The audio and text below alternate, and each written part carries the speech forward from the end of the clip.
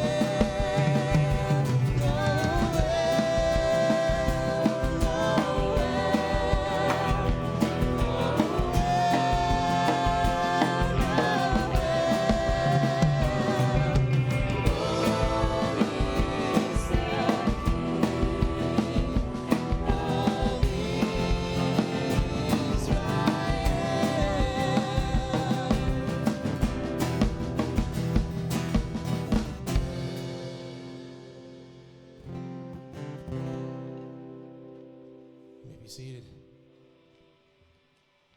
I love that we serve a God that loves us enough, that cares about us enough, that even in our brokenness, even in our hurt and our suffering, he provides a light for all to see.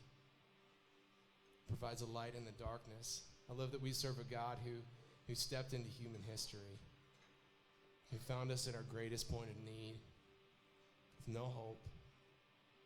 He chose to save us. And he didn't come as with banners. He didn't come with fireworks, with loud and bright things, but he came very humbly, born in a manger, born in a feeding trough.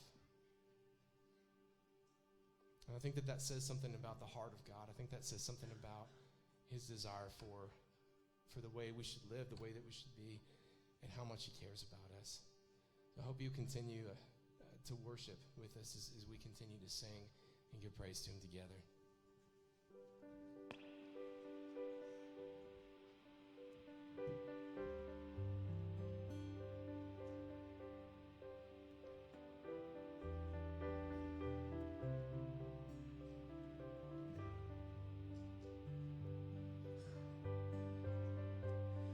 The world waits for a miracle.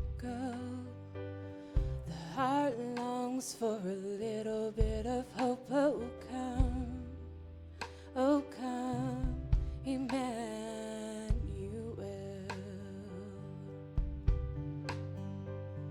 A child prays for peace on earth, and she's calling out from a sea of hurt. Oh come, Emmanuel.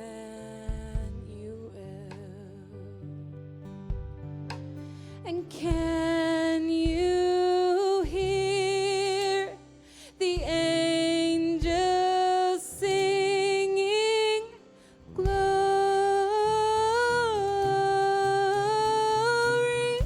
to the light of the world? Glory, the light of the world is here. The drought breaks with the tears of a mother. The baby's cry is the sound of love. Come down, oh, down, Emmanuel.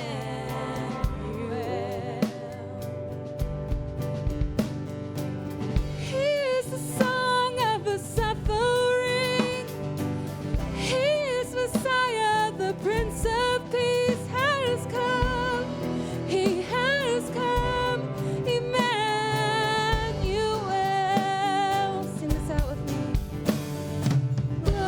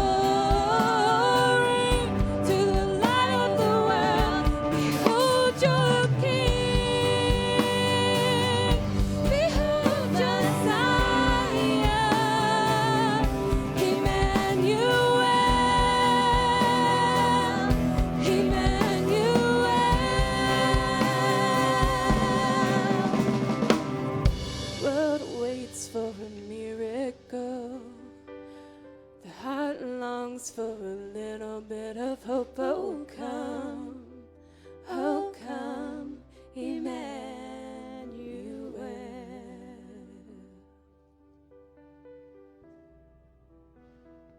Lord, just like the rest of the world, our hearts are longing for you. Lord, we know that there's a deep, deep need for you to come, for you to restore the things that are broken. Lord, we wait with anticipation for the day that you come back. And Lord, we thank you for the work that you're doing here in the meantime. We thank you for the lives restored, for the brokenness healed that you bring. Lord, you are a good God. You love us. You care for us. And Lord, we ask that you would you just be in our hearts today. It should be on our minds as we take communion together as a church, as one body, Lord. That you would pour out your love for us in such a wonderful way. Father, we're thankful. It's in Christ's name we pray. Amen.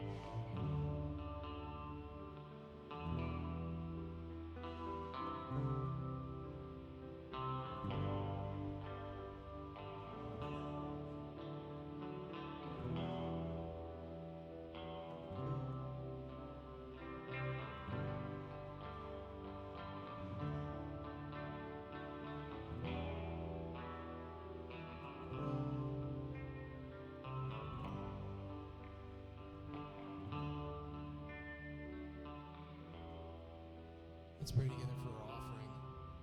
Lord, in all areas of our life, we desire to give our best to you. Lord, our best time. Lord, we desire to give our best to you in our marriages, our relationships, and everything else. And Lord, we want to give our best to you now. Lord, I pray that you bless this time as we give back to your kingdom and give back to your glory. It's in Christ's name that we pray. Amen. Well, good morning. We are glad that you guys are with us today. And Merry Christmas. Hope you guys have had a great holiday already. Hey, I want to invite you guys, if you're new to Fairdale Christian, if you've been coming for a little bit, or maybe today is your very first time, somebody's invited you, we would love to invite you guys to take a moment to fill out a belong card. They're in the jacket pocket there in the seat in front of you. And if you'll take a little time to fill that out, after the service, right out in the lobby, you'll see a wall that says Next Steps. I'll be out there. Our Next Steps team will be out there, and we would love to meet you. And in exchange for your card, we got a little gift for you. So we would love to see you guys after the service. Hey, ladies, if you were here yesterday for the women's luncheon, what'd you think? We had over 160 with us yesterday for our women's luncheon, and it was in here. We had this place set up. It was beautiful in here, great food. Megan Hatfield and her women's ministry team did a great job putting that together. And ladies, if you missed it, tough. You won't miss it next year. No, we want to invite you guys. It'll be there. It'll be a part of it next year, so we'd love for you to sign up for that. But it was a great experience. We've got a lot of good things happening throughout this month. Today, at 5 o'clock, we have a Starting Point. You guys hear us talk about that every couple of months. Starting Point is an opportunity if you've been coming and, man, you just feel like this is home and you really want to step in and be a part of Fairdale Christian. Well, Starting Point is a great place to begin. And it is an opportunity that you get to hear from Brandon as he kind of shares the vision and mission of our church and what we're all about and what God has called us to be doing here on the South End. And also maybe discover a next step that maybe you need to take spiritually. Either maybe baptism or getting a part of a group or maybe start serving. We would love to have that conversation with you, and it all starts at Starting Point. We have a great meal planned. We got stuff for kids. If you got kids, you can bring them. And it's not too late to sign up. You can talk to me after the service in our Next Steps area, and we'll get you registered if you want to come to Starting Point. We'd love to have you tonight. Also, next Sunday, December the 15th, a great family event will be our Polar Express. It is a great opportunity to invite friends and people in your neighborhood. If they got kids, man, bring them. And we had such a great outpouring last year that we've added a program. So there's one at 3 and then one at 6. And we still got plenty of tickets left out in the lobby underneath one of the vertical TVs. There'll be some folks out there giving away tickets. It doesn't cost. The tickets just allow us to know how many to prepare for. So if you'll pick up tickets, they will go fast. So make sure you grab as many of them as you need for your friends and family. And that'll be next Sunday. And also want to remind you a little housekeeping for the church. If you're a part of Fairdale Christian, part of the housekeeping of running this place year in and year out is an annual budget. And our annual budget, I think, will be voted on the last Sunday of the month, but we have to give them out. And so we have copies of them. If you'd like to see an annual budget, they're out in the lobby on the round tables. Just feel free to pick one up, take it home with you, look it over, and just kind of keep that in mind. And that's open for all those who are part of our church. But we are glad that you guys are here today. Brandon's going to continue his series on Christmas memories. And, you know, I don't know about you, but is there somebody that you have had some time in your life that just spoke into your life, that just believed in you when nobody else, you didn't feel like anybody else did? Most of the time it's your mama. Sometimes it's a grandmama or an aunt or an uncle or maybe a teacher or a coach. Sometimes they had to speak the truth to you, but they always, always believed in you. And they always knew there was something in you. even though you didn't believe in yourself. Well, Brandon's going to talk a little bit about that today and from the book of John. So we are glad that you guys are here today. Thanks for coming. Hey, we are so excited to share Christmas with you here at Fairdale Christian Church. And if you've driven by us on the Gene Snyder, maybe you've seen the big banner we've got up on the side of the building, because we're just so excited to invite you to join us all month long. And some of our staff guys had some creative ideas of how we could better promote and invite people. I don't know what it is yet. I haven't seen it, but I'm sure whatever they come up with, it's going to be really cool and exciting.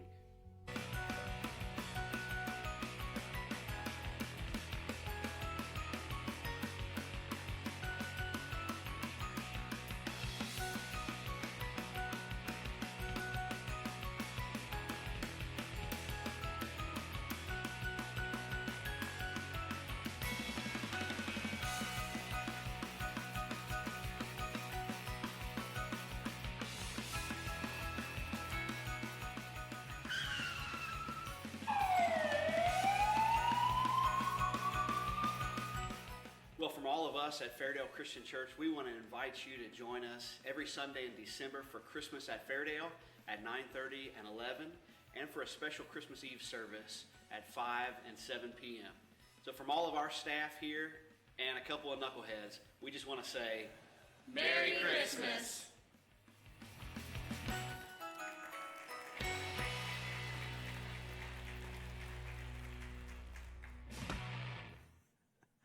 Well, I so wish that you could have been here when we filmed that because the traffic on the Gene Snyder, there was a lot of honking, there's a lot of waving, a few little hand signals, if you know what I'm talking about.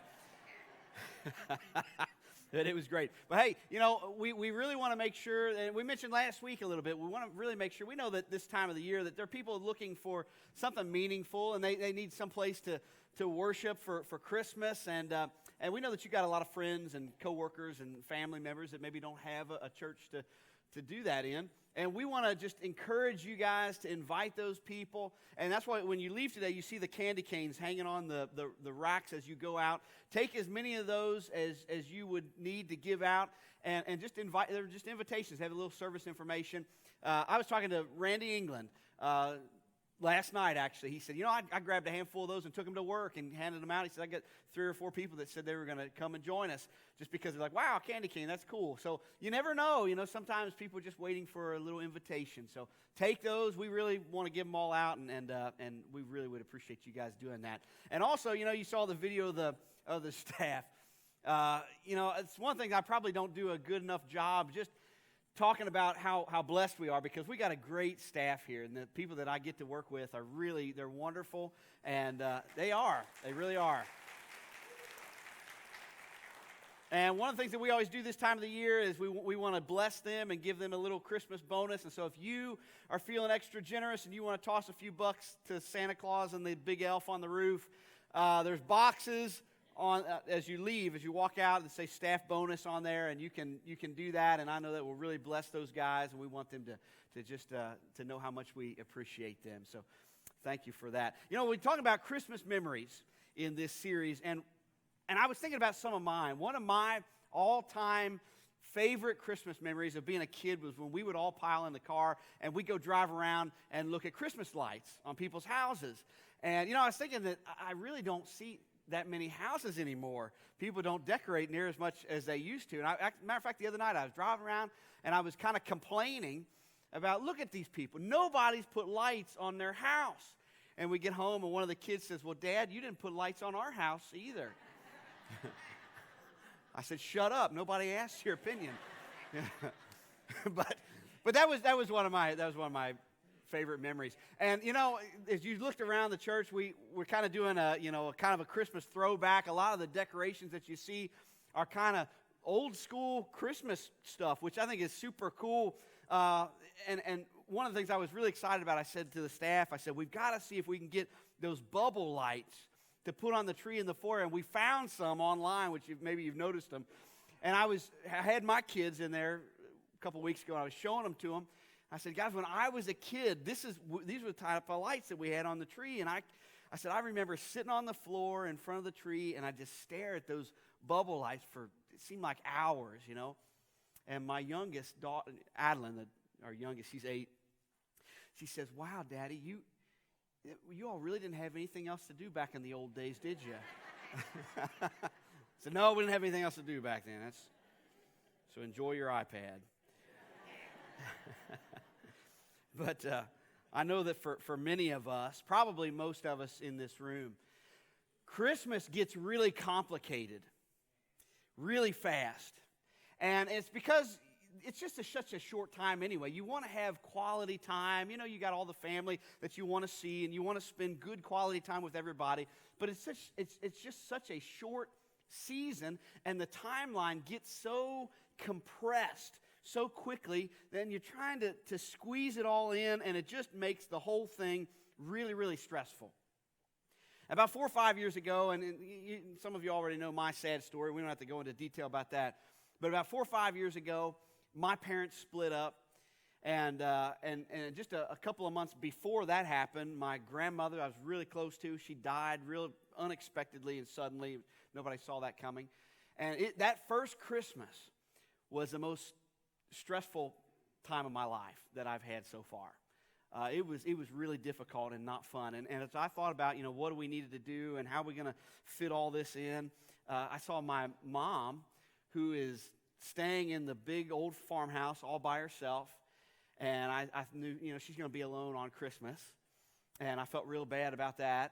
And then you've got my grandfather, who now is alone. And we'd always gone over there on Christmas Eve and visited a big family thing. And now what's that going to look like? What are we going to do? And, of course, Megan's family wanted to see us and wanted to spend a little bit of time with the grandkids, of course.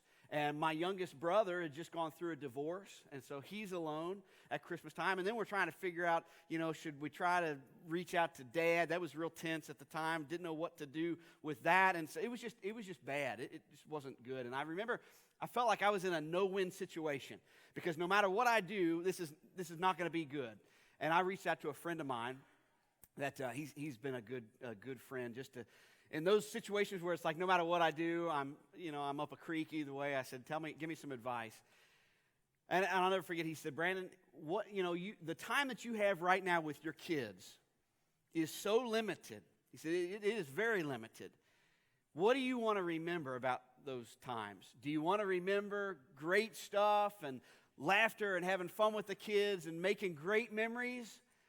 Or do you want to think back of trying to make everybody else happy and stress and car rides from place to place and anger and fighting?" And he says, what do you want to remember? So we had some tough decisions to make that year, but they were important decisions. And that really was a big turning point for me. And this is the thing. The reason I tell you this is at some point in all of our lives, that's going to be a little bit of our story. There's just stress, and there's relationship garbage, and Christmas can be the most wonderful time of the year, and it really is in a lot of ways, but it can also be a really, really difficult time of the year, and this is really why it is because Christmas has a way of exaggerating all of the bad things, and at the same time, it points us to something that's so incredible. But there's such a contrast there. It's the most wonderful time of the year, but everything's so compressed and it's crazy. And Christmas, I think, maybe more than any other time of the year, we are reminded that there are problems that we can't solve, and there's people that we can't control, and there are expectations that can't be met.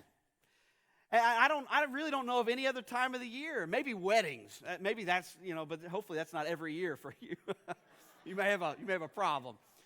But this is the reoccurring thing that happens every single year that we're reminded I got problems I can't solve, people that I can't control, and expectations that I can't meet. And if we pause long enough to look in the mirror, maybe we'll see, man, I'm the problem that I can't solve, and I'm the person that I can't control. Even the best leaders are good at leading large amounts of people, but they always say, leadership 101 is kind of like, man, the most difficult person to lead is yourself.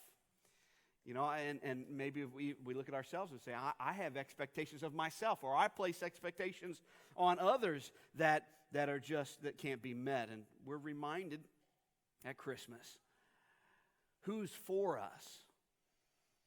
You know, Christmas time is a wonderful reminder that Jesus has come near. Emmanuel, the name Emmanuel, means God is with us. And as things get darker and the more complicated the season is, and everything gets a little bit crazier and a little bit busier and a little bit exaggerated, but at the same time, we're able to focus on the light of the world that has come into our world and has made an extraordinarily practical difference in each of our lives.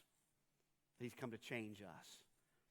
So I want us to look at the scripture together in John chapter 1. And if you are familiar with the Bible, you know, Old Testament, New Testament, maybe you know this, that the New Testament, there are 4 books at the beginning we call the 4 Gospels: Matthew, Mark, Luke, and John. And these were guys, 3 of the 4 were there. Matthew, Mark, and John were with Jesus. And so as they're writing down these letters, they're writing down, this is what he said, and this is what happened, and one time we went here, and this happened. So they're just kind of recording it. And Luke is the one who wasn't there, but he investigated. He said, I think we need an orderly record. So he went back and he talked to the people who were there, and he interviewed them, and he wrote down his record. And Matthew, Mark, Luke, they're a little bit different. They tell, you know, a little different side of things, but they're pretty much the same. And it kind of gives this record, you know, this is what happened. There were shepherds, and there were, you know, wise men, and there were Mary and Joseph in the manger, and the borrowed, you know, play. There was no room in the inn. But John's different. And when John writes this, at the time that he's writing it, he's an old man. See, John is the only one of the apostles that wasn't martyred. Everybody else died for their faith in Jesus. You know, they were crucified or they were stoned or whatever, different things happened. John's the only one that actually lived to an old age, but he was exiled. So he was sent away from his family and friends and country to an island. And so he lived to be an old man. And at some point, he said, you know what? I really need to write this stuff down. Because he obviously told the stories a lot, but he said, I haven't written it down. This needs to be remembered and passed on. And so when he writes his letter as an old man, he writes it in a little different style than the other 3. It doesn't start out with shepherds and angels and no room at the end. It's much more reflective, and it's very powerful. And he begins by kind of contrasting light and dark. He's saying, you know, we live in such a dark time. And at that time, it definitely was. It was a dark, dark time. And I imagine John is reflecting even back further when Jesus came into the world, how dark it was. You got Herod, who's executing all the boys that were 2 and under, you know, because he was threatened. And there was all kinds of problems economically and socially and all kinds of issues. And we certainly live in a lot of darkness today, a lot of pain, a lot of tragedy, a lot of problems that can't be solved. And John opens up this letter, this gospel, by saying this in the middle of all the complicated stuff. In verse 4, he says, in Jesus, there is life. In him was life. He's not just talking about physical life. He's not saying that, you know, okay, this is where you get life from. He's saying that there's something more. You know the thing that you're missing, that when you go, you know those moments where you're walking through life and you ask yourself, is this really all that there is to this? Like, is this it? You know, I just go to school, then I get a job, then I work for 40 years, and I live to be maybe 80, and I die? Is that all this is? Is there nothing else? You know that little nagging feeling at your heart that you're just dissatisfied, and what is it? He's saying in him is that life. There's a new hope, there's a new purpose. It's going to anchor your life and give you something else that's very, very significant and changing.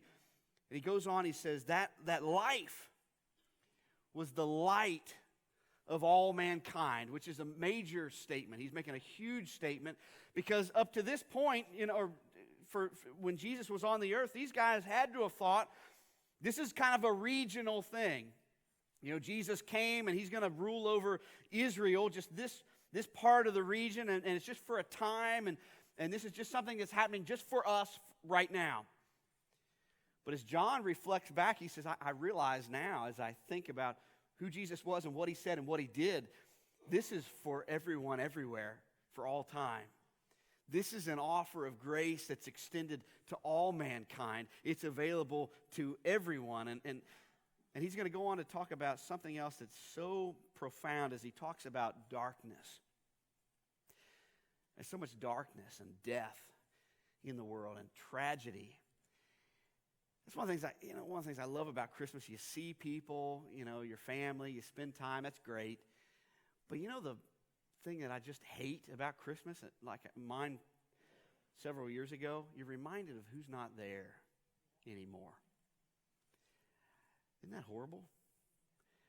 You see the empty chair, or you got to go back to the house that you grew up in, and now mom and dad can't be there together. Or going over to grandma and grandpa's house, and grandma always had stockings and cookies and presents and everything, and now grandma's gone. There's nothing good about that. And it's dark.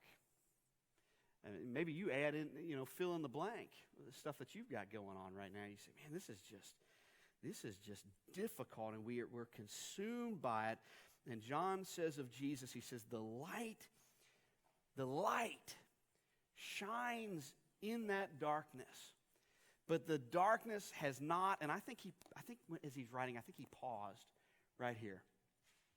In him was life, and the light was the light of all mankind. It is shown in the darkness, and the darkness, and he's struggling to find, how can I encapsulate this? How can I describe what the light of Jesus has done? He chooses the word, the darkness has not overcome it. It has not extinguished it. It has not conquered it. And you remember John's audience, who he's writing to, these are people who have been oppressed. I mean, he's writing to the church who had been so persecuted. I mean, you think about under Nero, the Roman emperor, who took Christians and had them impaled on spikes and dipped them in oil and lit them on fire to light his garden at night. Christians who had been thrown to lions and torn apart for public spectacle, people who had been crucified, mistreated in all sorts of ways. He's writing to that audience. He says, I know this is a really, really dark time, and there's a lot of problems, and there's a lot of suffering. But that darkness has not overcome the goodness of the light of Jesus. It's so much better. He's saying, as bad as it is, Jesus is so much better. And you can't miss that. As difficult as the season is, as difficult as the pain is as we walk through it, when we fix our eyes on Jesus, we recognize that He's so much better. It's so much greater. The light gives so much more hope, and it cannot overcome the goodness that He brings into our lives, no matter how deep the heartache or extreme the fear or how crippling the depression may be. There's a light that shines in the darkness, and no amount of darkness and no type of darkness can put it out. He goes on and he writes, he says, Jesus came into the very world He created. The Creator came into the creation. He was there at the beginning. He says He came into the very world that He created, but the world didn't recognize Him. Sometimes I think we worry about that or wonder about that. Why are there so many people that don't get it? I've got friends, or I've got somebody in my family that's far away from God, and I don't get, why don't they get it? Sometimes the world doesn't recognize who He is. Sometimes the light bulb hasn't come on yet, and he says that he came to His own people, and His own people rejected Him.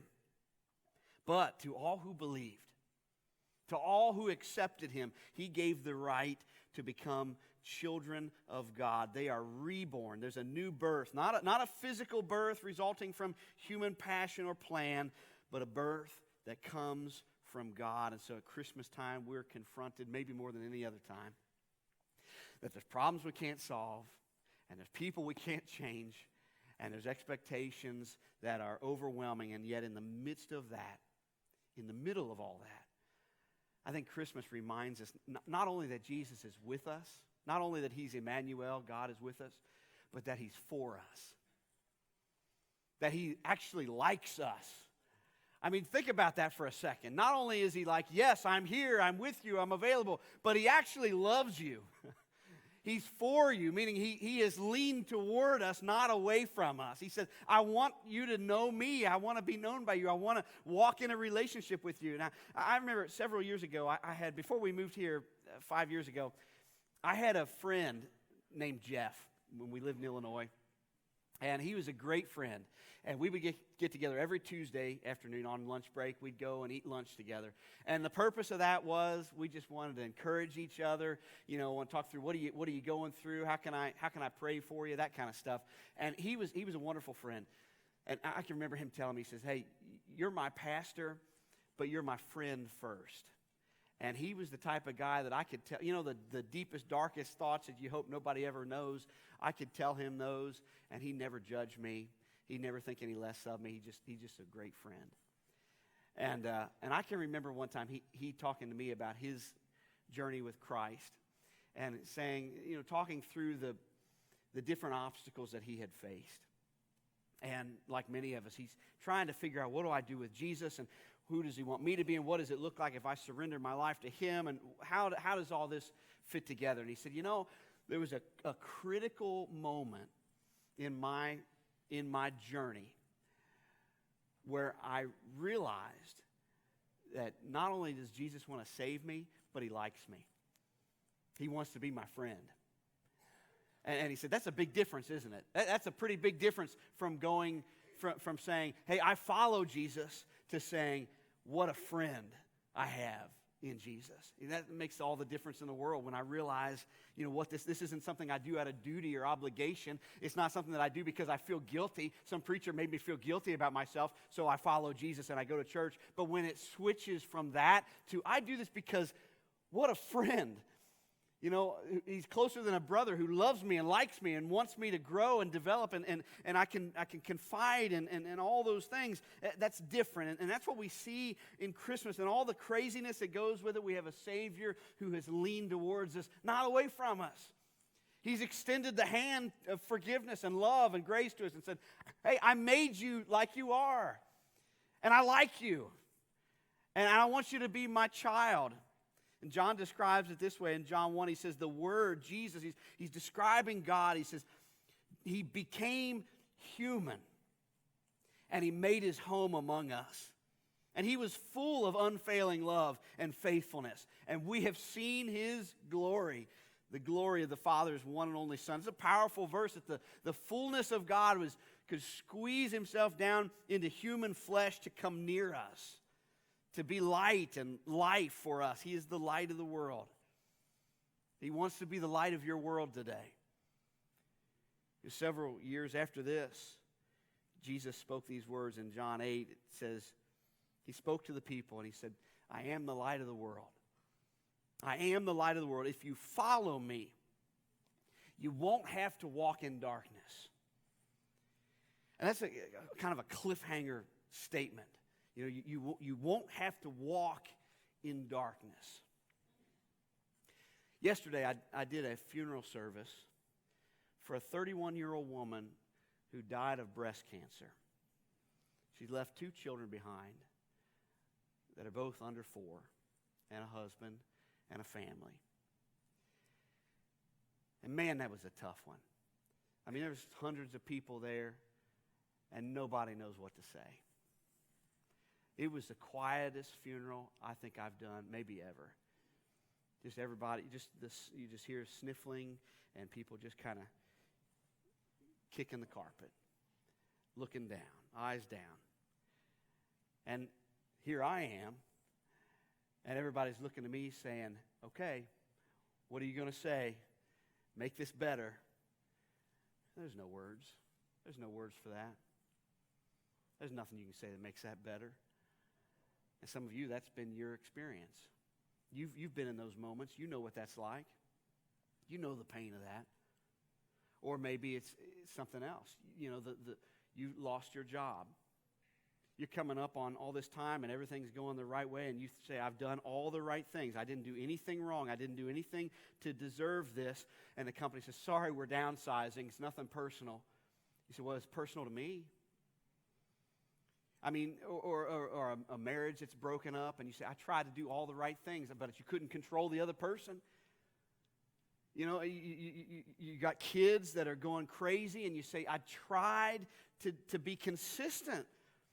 I tried everything to consistently teach them this is right and this is wrong, and they're doing these things, and they're hooked on drugs, or they're running around like crazy, and they're so far from God, it's just, I can never see them coming back, and I don't know what to do because I tried everything I could to teach them this is what we need to do. This is where you'll find hope and life and light and all that stuff. And yet they're so far, I don't know what I can do. And I keep saying, hey, I want to see you, and I want to see my grandkids, and I want this.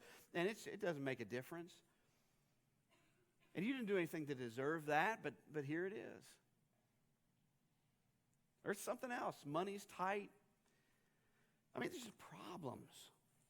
It's just darkness everywhere you look. Jesus says, I'm the light of the world. And if you follow me, you don't have to walk in darkness, meaning you don't have to get stuck there, because you will have the light that leads to life. What does that mean?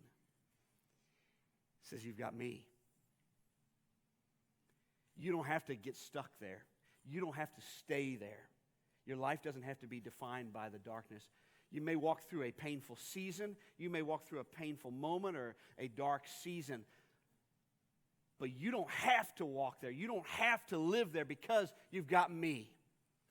And I knew all about darkness. And I suffered in a way that you won't ever have to, because I wanted you to not have to get stuck there. Jesus is the life and the light that has overcome the darkness in our life. We can trust him. He's done it for us. Let's pray together.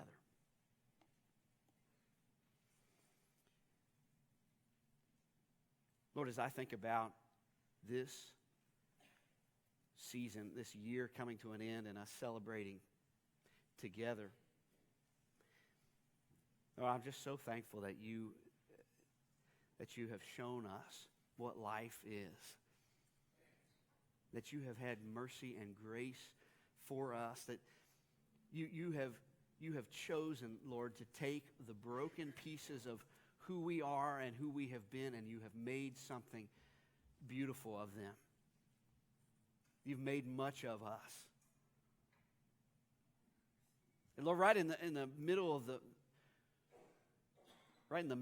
when we were so far away and we deserved nothing from you, you have given us grace over grace over grace. You've blessed us. God, help us to keep our eyes totally fixed on Jesus. It's in his name I pray. Amen. I was thinking, when you're going through, I don't want to leave us discouraged today, because you're walking through pain. What do you do about that? Jesus says, okay, you're going to have life, the light that leads to life. Okay, what does that mean? What do I do with that? We have this problem where when we're hurting, we just look at the pain. You know, it's like if something hurts, that's all you can focus on is the thing that hurts. It's just this hurts, this hurts, this hurts. How do I make this stop hurting? And what Jesus is saying is, lift your eyes. Don't look at that. Look at me. Don't look at that. Look at me. When you look at me, you're going to have hope. And that's what's going to get you through this. That's where you're going to find peace. That's where you're going to find purpose. That's where you're going to, even if it doesn't make sense and you still got questions about why did this happen, why am I going through this, you're going to have something else that the world can't give you when you look at me. It's amazing. You know, at Christmas, I think about Bethlehem. All the people crowded in there, packed in that city. It said there's no room at the inn for Mary and Joseph, right? You know that part. And Jesus was born. The most incredible moment in human history, the most important thing that's ever happened, and most of the world missed it. A couple of shepherds were there, and there were some wise men that followed a star. But other than that, everybody else missed it. he just slipped into our world. I think that's how he works in our lives too. We're looking for the explosion. We're looking for the earthquake. Like, change everything now, make it all different. And God is working, but he's working so silently right underneath the surface that even though we may not be aware of it at the time, he's moving mountains in your life. If we're not careful, if we're not looking, we'll miss it. So can we give him praise in this place today? Can we lift our voices and worship the one who is worthy to be praised? Just stand with me. If you need prayer today, you can come up to the front of the stage or swing by our next steps area and talk to the team there. But let's praise him today.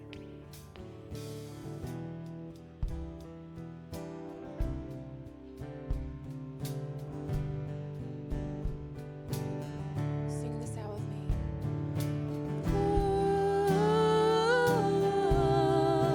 Glory to the light of the world. Glory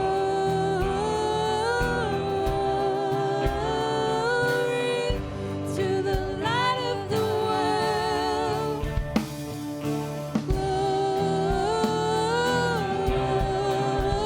Glory to the light of the world.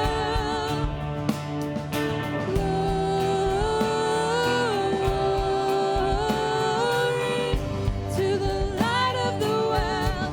For all who wait, for all who hunger, for all who pray,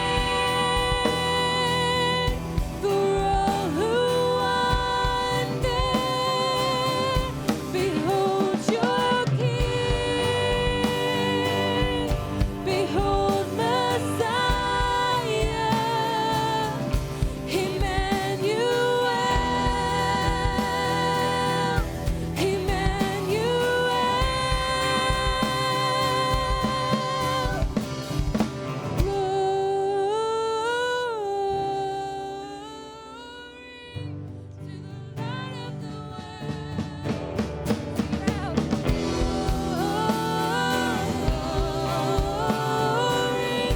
to the light of the world. Glory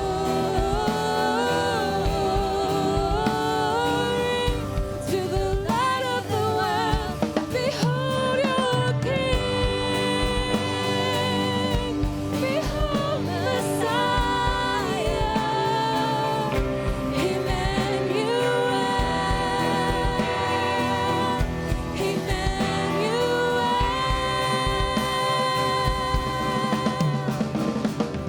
The world waits for a miracle. The heart longs for a little bit of hope. Oh, come, Emmanuel. Lord, our hearts long for you. Our hearts long for your kingdom to come. Lord, we thank you for your church. We thank you for this place, these people. Lord, we pray that you would encourage and uplift our hearts as we leave here today. Lord, thank you for being the light that shines and casts out the darkness. It's in Christ's name we pray. Amen. See you guys next week.